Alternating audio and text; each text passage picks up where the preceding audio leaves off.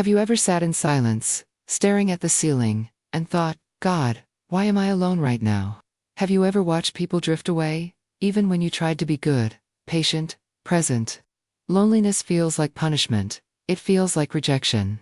It feels like God is taking people out of your life. But what if God wasn't taking? What if He was making room?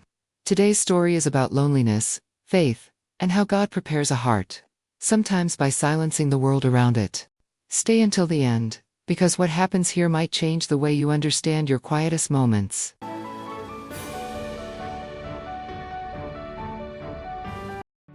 In a small village called Santa Emilia, hidden among green hills and dirt roads, where the wind carried the smell of rain and baking bread, there lived an old woman named Elza. She didn't speak loudly, didn't walk quickly, but there was something about her that made people breathe easier when they entered her home. Elza used to say that God lives where kindness never runs out, and she tried to live as if that were true. The house was simple: whitewashed walls, a narrow porch, a backyard with rosemary, and a worn wooden bench. Still, whoever passed by there felt peace, as if their heart slowed down just from hearing the gate creak. There was a time when Elza's life was full of sound. Her husband, Anselmo, a strong man with an easy laugh, would sing while he fixed things and made plans as if the future were a safe place.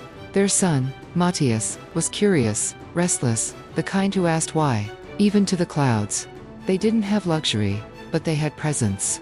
They had the noise of dishes on the table, long conversations on the porch while they watched Matthias count stars, and every night, they had prayers before sleep. And Elza thanked God for enough, not wealth, just enough love, to feel complete. Then another winter arrived, without asking permission. But this one wasn't like the others. The illness came slowly, like cold seeping under a door. Anselmo began to weaken day by day, and Elza started measuring time in long nights and shallow breaths. She held his hand and did what she could: warm tea, blankets, quiet prayers. Sometimes she asked for healing.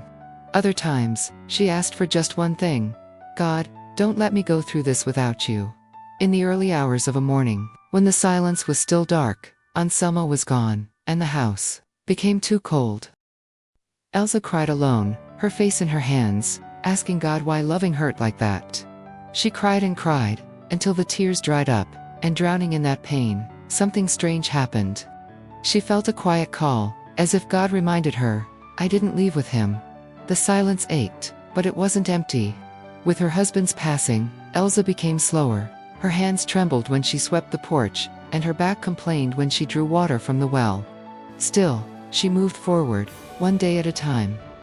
She told herself a phrase that became an anchor: God doesn't give strength for the rest of your life, He gives strength for today.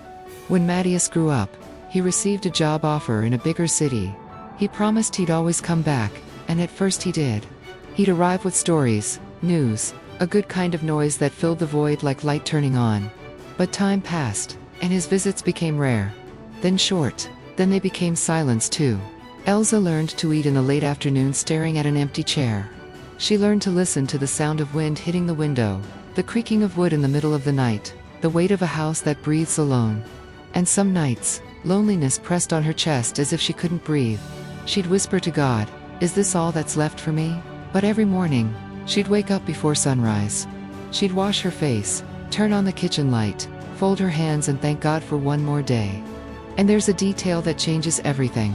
Elza didn't ask God to take away her loneliness. She asked God to give her purpose. Make me useful. She cooked what she could. She tended to her backyard. And when children from the village ran past on the dirt road, she'd call out warmly, there's simple cake here.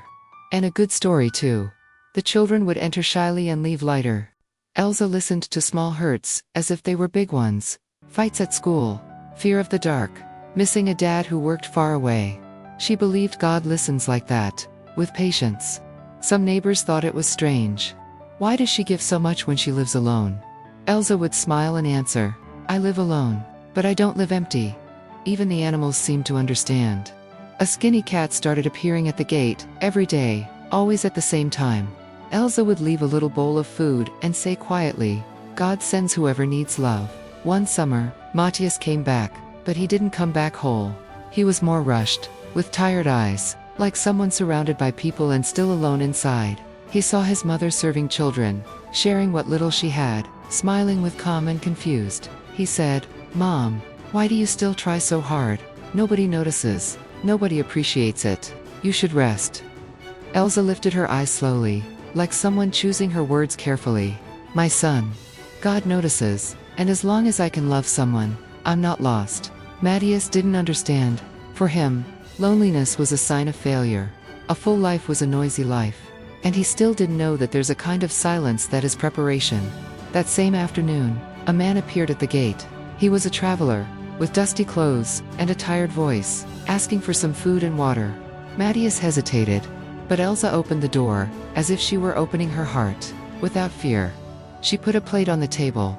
The man ate slowly, like someone relearning how to be cared for. When he left, he said a phrase that hung in the air. "May God return this kindness the day when you no longer have the strength." Matthias heard it, but he still didn't understand. The following months brought the body demanding what the soul still wanted to give. Elza grew weaker. Some nights, she'd cry in silence, not from lack of faith, but from being human. And even while crying, she chose not to harden. She prayed more deeply, like someone letting go of something she couldn't carry. And she trusted, "God is working in me in a way I don't yet understand." Another winter came. This time Elza got truly sick. She couldn't stand up, couldn't cook, could barely lift her head from the pillow. And then, the unexpected happened. The news spread through the village, and, one by one, people began to arrive. A neighbor brought soup, another brought medicine. The children entered quietly, sat near her bed, and held her hand as if they were holding a piece of their own childhood. Outside, men stood in the yard, not knowing what to say, so they did what they knew. They prayed.